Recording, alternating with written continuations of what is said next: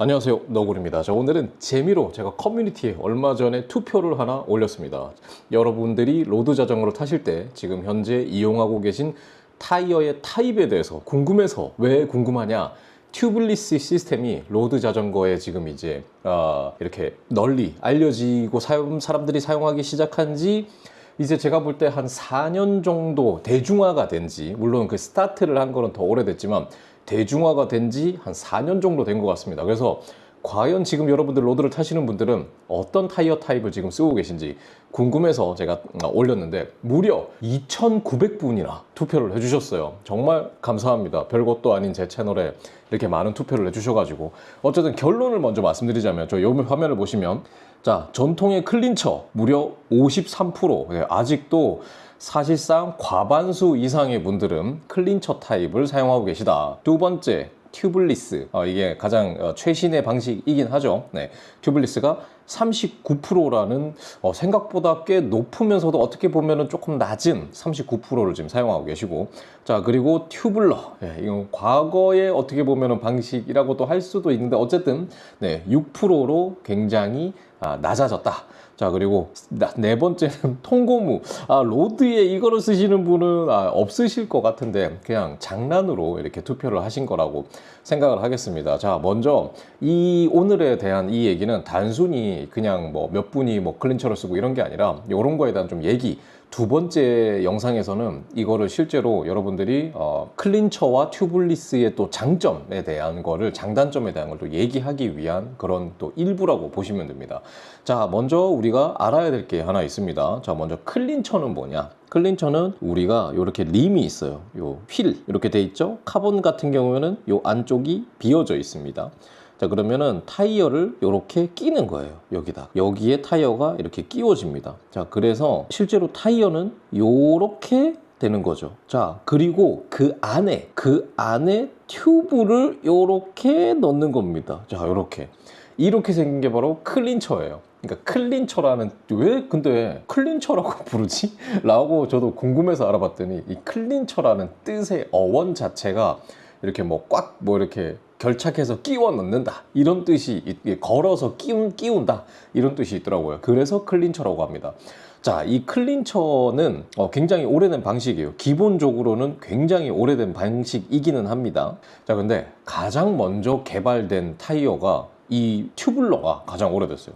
튜블러는 그건 뭐냐? 튜블러는 림이 이렇게 돼 있어요. 이렇게. 그리고 그 위에 그냥 림을 이렇게 붙이는 겁니다. 그래서 튜블러를 써보신 분들은 아시겠지만 튜블러 휠은 그냥 그 통으로 이렇게 되어 있어요. 근데 이게 특이한 게 뭐냐면, 튜블러는 이 림과 휠을 결착하기 위해서 여기에 본드나 이런 걸 바릅니다.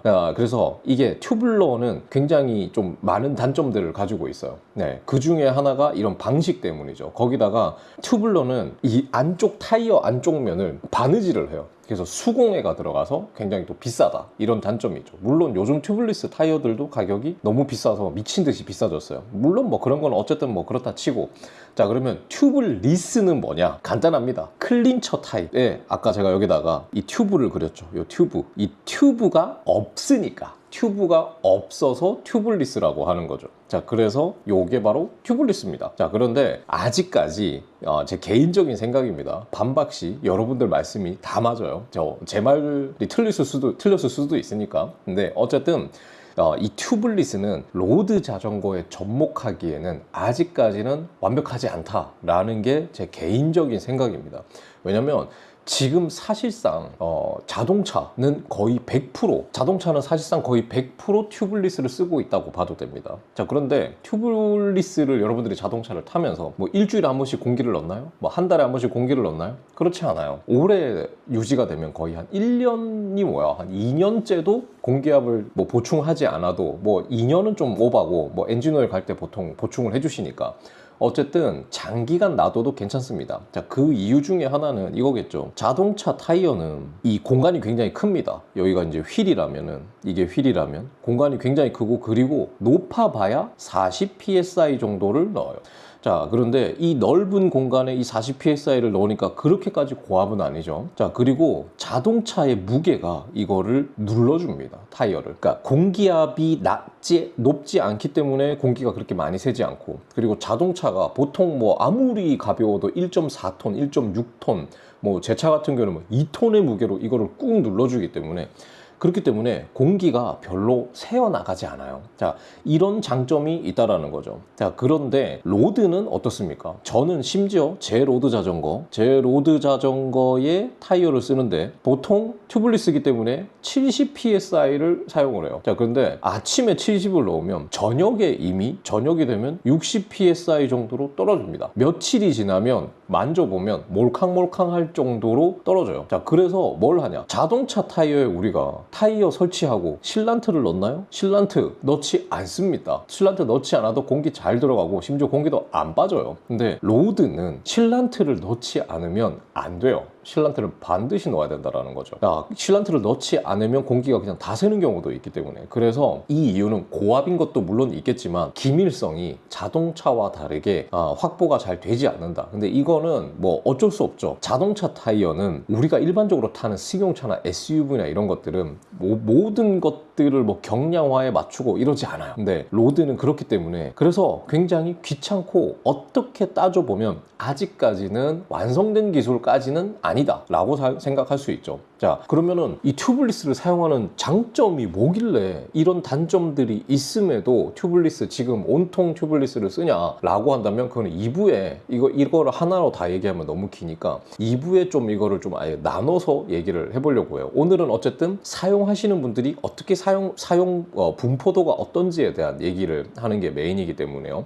자, 그래서 어쨌든 클린처는 이런 방식이 있고요. 또 클린처는 지금에 와서는 단순히 튜브 방식이 하나만 있는 게 아닙니다. 자, 먼저 하나는 부틸 튜브예요. 이게 그냥 우리가 생각하는 그냥 일반적인 고무 튜브라고 생각하면 됩니다. 우리가 예전부터 써왔던, 여러분도 아시겠지만 연령대가 좀 높으신 분들은 아실 거예요. 예전에는 자동차도 다 클린처 타입이었습니다. 자동차 안에도 튜브를 다 넣어서 했어요. 그때는 펑크가 굉장히 잘 났어요. 그래서 동네마다 카센터에 빵꾸 이런 팻말 같은 것들을 굉장히 크게 해놓고 그 빵꾸 떼우는 집들이 굉장히 많았어요. 왜냐면 펑크가 잘 나니까. 왜 잘 나느냐? 이 얇은 고무 튜브가 터지기 때문이에요. 자, 그리고 요즘은 또 그 다음 세대는 뭘 많이 썼습니까? 부틸 다음으로 많이 쓴 게 라텍스예요. 자, 이 라텍스는 어떤 장점이 있었냐면, 라텍스 튜브는 가벼웠습니다.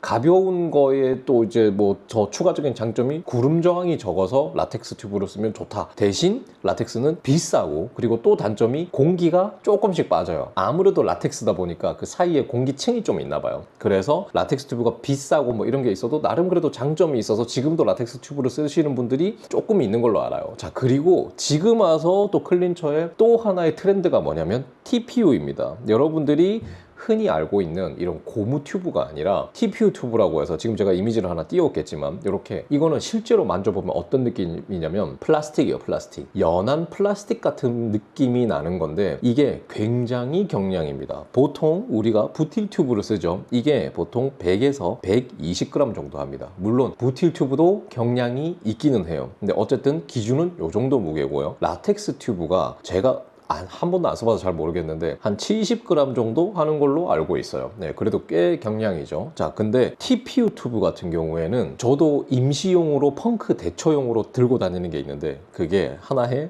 35g입니다. 35g. 지금 부틸 튜브와 비교해보면, 그리고 굉장히 가벼운데, 그리고 또 하나 특징이 그 면적 자체가 굉장히 작아요. 진짜 말아 놓으면 정말 이렇게 작나 싶을 정도로 작은 타입이 있거든요. 얘는 경량을 잡기 위해서 클린처 타이어를 쓰시는 분들이 많이 쓰세요. 자, 왜 그러냐면 튜블리스 타이어가, 보통 튜블리스는 28C를 거의 대부분 많이 씁니다. 자, 요 타이어가 보통 295g 정도 무게를 해요. 자, 그런데 클린처 중에서 25C 경량이 뭐 210g짜리도 있어요. 진짜 가벼운 애는. 여기다가 35g짜리를 더하면 245g이니까 굉장히 경량이 되죠. 앞, 뒤를 포함하면 거의 이것만으로도 100g을 줄일 수 있으니까 이것만으로도 의미를 찾고 이 TPU 튜브를 쓰시는 분들이 꽤 있으신 걸로 알고 있습니다. 어쨌든 그래서 지금 클린처는 이렇게 쓰고 있다. 자, 그러면 튜블러는 제가 이 다음 편에는 튜블러 얘기를 별로 하지 않을 거기 때문에 튜블러는 왜 이제 시대의 뒤안길로 가게 됐는가? 가장 첫 번째는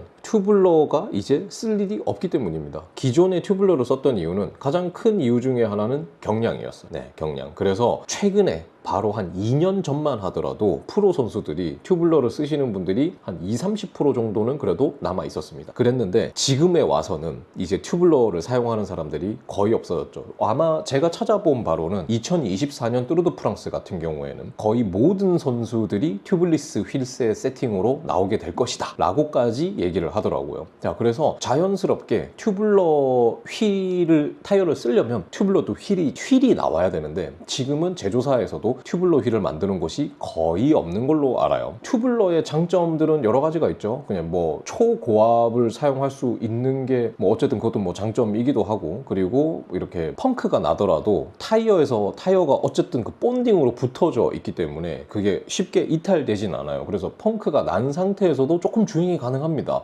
그래서 프로 선수들 보면 펑크가 났는데도 튜블러 타이어 꼽고 좀 달리는 선수들이 있어요. 클린처나 이런 것들 튜블리스는 타이어가 완전 이탈해버리면 주행을 아예 못하지만 튜블리스가 가지고 있는 나름의 장점도 있죠. 하지만 가장 큰 단점 중에 하나가 한 번이라도 펑크가 나면 튜브를 갈 수가 없기 때문에 아예 타이어를 교체를 해야 된다. 뭐 이런 하여튼 여러 가지 단점들이 있기 때문에 저도 튜블러 휠을 하나 가지고 있기는 하지만 지금은 아예 쓰지를 않죠. 그래서 튜블러는 이제 정말 시대의 뒤안길로 넘어가게 됐습니다. 또 이런 뭐 어쨌든 이런 이유들 때문에 튜블러가 제일 가벼운 휠이기도 했어요. 근데 지금은 뭐 림브레이크나 튜블리스 휠에도 굉장히 가벼운 휠들이 많이 나오기 때문에 굳이 무리를 해서 이게 뭐 펑크나 위험이나 이런 것들을 좀 감안을 해서 이런 것들 위험성을 안고 튜블러를 써야 될 이유가 많이 줄었다라는 거죠. 그래서 지금은 튜블러는 사실상 거의 쓰지 않는다 라는 겁니다. 자, 어쨌든 오늘 요거를 보면서 느끼는 거는 튜블러